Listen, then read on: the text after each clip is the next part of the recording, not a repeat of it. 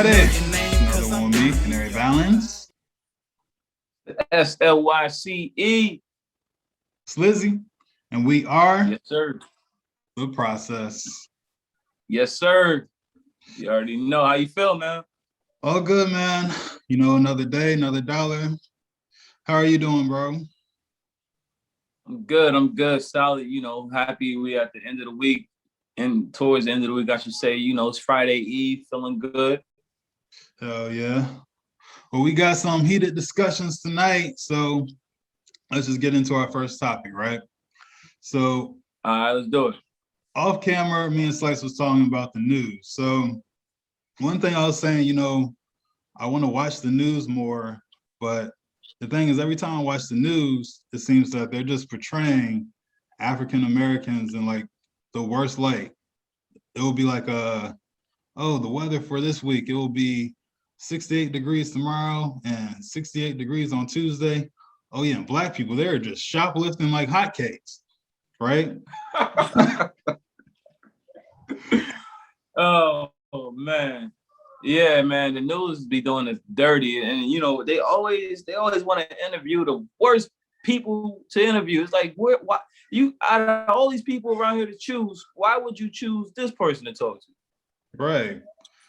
So like you remember what was that one girl, that one lady? She was like, ain't nobody got time for that.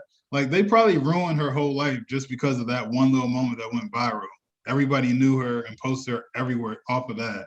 So these things, they do have major effects on people's lives. You know what I'm saying?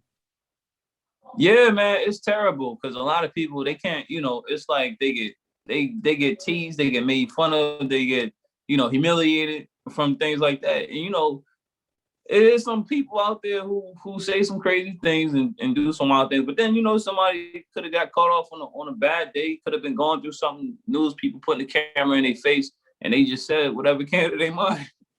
Right.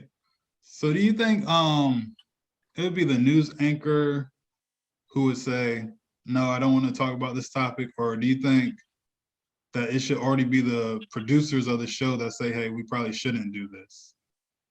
Who's that fall on more, in your opinion? Producer of the show. The reason I say that is because, they're in charge of creating the show. All right. So they know, these are the plans. This is the itinerary for what we're going to talk about. This is what we're looking for. And this is how we're going to portray it. So I would say ultimately it falls on them. But then you got to keep the news anchor accountable as well. There's certain things, they're the ones out there picking who's seen, who they interview and things like that. And then they get the okay from the producer, as far as my knowledge. But yeah, I think both needs to be accountable. But overall, I would definitely put the whole thing on the producer. Right. And that's the thing. In moving forward, I think the best thing for African Americans, Black people in America, is for us to basically become our own media. Black owned, Black faces, Black people that really know what's going on in our culture, because nobody's going to know better than us. We all have phones nowadays. Yeah, absolutely, man. We definitely, it's a lot of factors with that. There's a lot of factors about that, because then you can go into the whole, they say, oh, we can't work together, or there's always some issues over this and that. I would love to see us prove those stereotypes, bro. Yeah, I think we will in time. Switching over. So this week, Steve Harvey is in the hot seat, man. So I guess like a clip that came out like 10 years ago, I think it was, where he's basically saying the opposite of what he's been saying through his show the whole time. He was actually being real, or somewhat real this time, where basically he was saying he doesn't have female friends because he just can't do it. And then he was talking about how there's an attractive woman, there's a guy out there, she'll say this guy is my friend, but that guy's not her friend. That guy's just waiting for an opportunity to be with her. And the first time that opportunity comes around, he'll slip right in there when he can. So a lot of women Yeah. got mad at him about talking about that. I mean, all right. So first, I would say I agree with him to a degree. But then the second part that I would say is like I do and I see and I can't understand, but the other part of me can't understand why the females get mad about him saying that. And I'll tell you why. First part is, yeah, in most cases, I can't say 100%, but in most cases, a high percentage, that is the case. You know what I'm saying? Like most dudes ain't trying to be friends with no female unless they find her attractive or something like. You know what I'm saying? Like to be a genuine friend, unless like we're talking about before, like unless there's some type of transaction going on somewhere that benefiting outside of relationship. But 9 out of 10 times, usually a guy, if he's a friend with a female, is usually something where he can't find her attractive. I think. What you think about that? Yeah, I agree. I think there's a woman that you desire and you're being friends, you're just being friendly in the meantime. Maybe she has a boyfriend, or maybe at that time, that's all you're going to get out of her is just her friendship.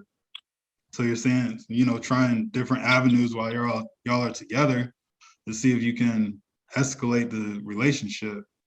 But I think if you're going to be friends with a girl, it will have to be like someone like one of your homies' sisters or one of your homies' wives, where that that's not an option for you. But you're not gonna take your friend's sister on to the movies and be like, oh, we're just going as friends, because it doesn't look like that when you do that. Yeah, exactly. Yeah, that's a whole that's a whole nother thing right there. Okay, so why you think the females get upset about this? Do you think they're getting upset for one, they might find the dudes attractive too, and they don't want no heat coming their way, like, or two, do you think they just genuinely upset about it? No, because I think they just really think that's their friend. Women operate, they think a little bit differently. So she really is his friend. Like nothing, she's not thinking of anything past the platonic relationship. So a lot of women can't believe, like, okay, but I've known this guy for 3 years. He's never came on to me like that. But what if you text him, hey, I'm horny right now. What are you doing? For most guys, they'll escalate it from there. They'll be like, oh shit, is she serious? Oh, let me Nah, go ahead. it'll be a pause, right? And then and then you get that text, I'm outside. Right. But that's what I'm saying.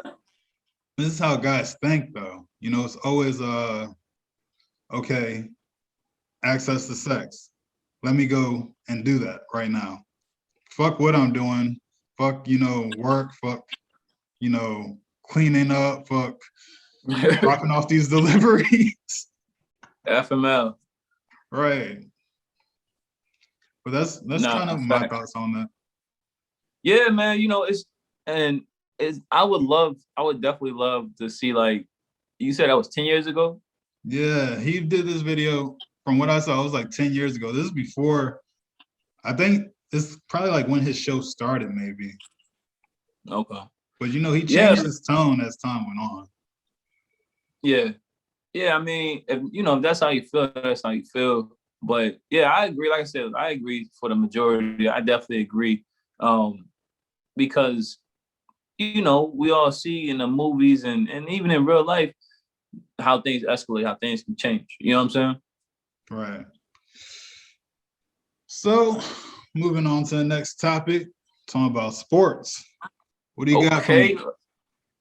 Oh man. All right, let's start with the boy Chef Curry. We already know he be cooking all the time, but I mean, this dude is he's unreal. And he's, raised that debate that's been happening for a while, but now it's at an all-time high. Is he the best shooter to ever shoot a basketball, man? Because the clip he's shooting on, listen, I heard a stat that blew me away. He's been shooting every season he played, except for last year, he only played like 5 games last year. But every season that he played, this man has been shooting over 40% from 3-point line. That's ridiculous. Right. Like to average those numbers, a season is amazing to do that in, but a month is amazing. To have a good month is amazing to do that in, but to do that every year for your whole career, that's impeccable right there. But just the things he do, man, I saw him, I forgot who they were playing, the Wizards. They were playing somebody. The ball got knocked back. He always do this ball. He lose the ball get knocked back, and he just take a couple steps from half court and just nothing but net. And it's just like, I don't know. It's just like he was absolutely born to be the best basketball shooter in the world or something. What you think? Oh, yeah, for sure. Steph is amazing, even to the point that it's basically in media is known as being a shooter. Oh, I got Steph in the clip. Rappers say that. So we all really do view him as like one of the best shooters. But I just started thinking about, okay, Kobe was a really good shooter. Michael Jordan was a really good shooter. LeBron's definitely a really good shooter. So I think he's in the discussion. I'll say top 5 dead or alive. I'll give him that. But it's very hard to say the best because I've seen some really good players. Yeah, I think it is hard to say the best, but I think if we're looking at specifically like only shooting, now you're not talking about all around basketball, passing, none of that. Just the only shooting. If you had to just judge everybody just on straight, just you out there and so you gotta make a shot. Just make a shot. Just make as many, not make a shot, I should say, make out of 10 shots, who can make the most out of 10? I had to put my money on him. I don't know. I would put my money on Kobe. God bless the dead, but I think Kobe would do it. True. And I guess I just can't see past that, Yeah. That's sentimental value. I see you. That's a good segue into Dr. J. So Dr. J, I haven't seen the clip, but I've seen the reactions from everybody on SportsCenter, from Skip and Shannon Sharp, about Dr. J saying he named his first team All NBA and second team All NBA Mount Rushmore or something like that, basically top 5s. And he put Michael Jordan and LeBron in the second top 5, from what I understand. I mean, I understand having your favorites, but come on, man. How can you argue? Okay, you can argue LeBron, but how can you argue Jordan not in the top 5? I can't argue. I don't know. I guess he's just going off his own time. A lot of older people, I never really seen them super respect the younger generation as great, They always say they're just okay. I never seen them be like, oh, this new kid, he's so great. He's better than everybody that played when I was coming up. I've never heard that a day in my life, coming from someone older in their 80s or 70s or whatever. Man, yeah, I mean, I get it. I definitely get it. But come on, you can't like Jordan. Who else? Okay, he never lost a championship. Never lost a championship. He didn't have a super team. He had Pippen. He did have Pippen. He had Rodman. But I don't know. I think it's tough. I mean, with all the accomplishments, and everybody, of course, entitled to their own opinion, of course. But it's just, for me, it's just like white and black. Like, you don't have to say he's the best ever. I think he's the best ever, but you don't have to say he's the best ever. But come on, Dr. J, you got to at least put this man. That's disrespectful. Top 5, son. I don't know. I guess Jordan must have stepped on his Jordans, bro, and he's been pissed ever since. Nah, you know what? Yeah, because Dr. J was a Jordan before Jordan. Right. So yeah, I see that. Because now, it kind of makes sense, because now that I say that, Jordan be looking at LeBron sideways. So Right. Exactly. It's always going to be a generational thing. They'll never, ever think the new generation is better than the one before them. I've never seen it work that way. That's true. Yeah, it's very rare to argue Jordan, but yeah, man, that's what I got this week for the sports. Looking forward to seeing, you know, when LeBron come back and see what he do, see if the Lakers can repeat. They gotta have a tough road ahead of them though. So yeah, for sure. And that's another one with us. The Process. I'm Canary Valens. Slyce, Peace.